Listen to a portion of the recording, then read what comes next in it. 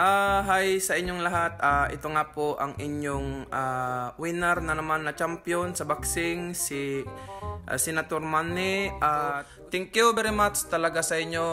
Actually, it's been an honor and I'm the first honor. Actually, mahirap yung naging laban kasi nga malaki din yung kalaban, malakas din siya at alam nyo na maitim. Pero sabi ko naman sa inyo, basta maitim ang kalaban, talo yan. Gusto ko lang magpasalamat sa inyong lahat na nagsuporta sa akin, sa laban ko.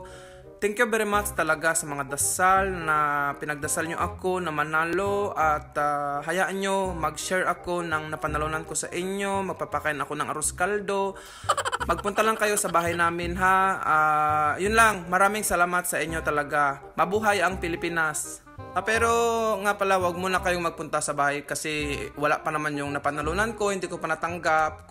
Pero okay lang, magpaluto ako ng arroz caldo pero wala mo ng sahog, luya muna no, pagtyagaan nyo muna yung luya, masarap naman, lalo na pag may bitsin at saka ano. Masarap yan, lalo pag ang nanay ko ang nagluto yan, magaling talaga yan magluto kasi may lutuan talaga siya na malaki. Pagka nangungulam siya, yun ang gagamitin niya. Pagluto din ng arroz caldo, ganyan, at saka pansit.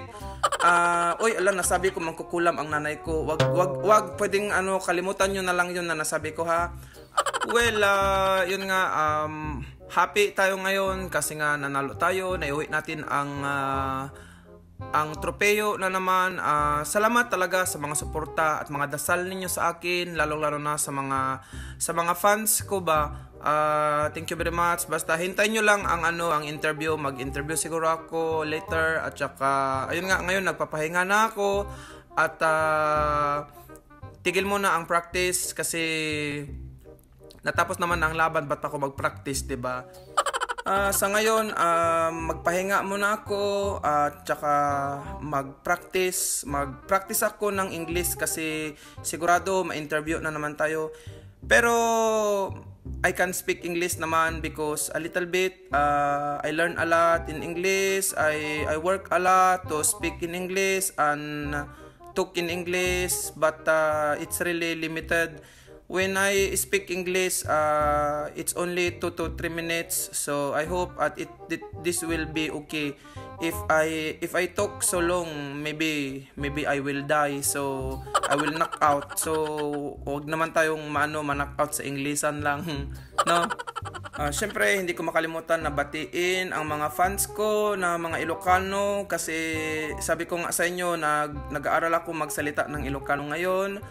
Ay ayatang kayo amin nga Ilocano, sa pila kuma nga agpatuloy iti suporta iyo kinyak nagrigat agsa oti Ilocano. Aji nga rod makapultitak nga kastoy no kanya, yun lang.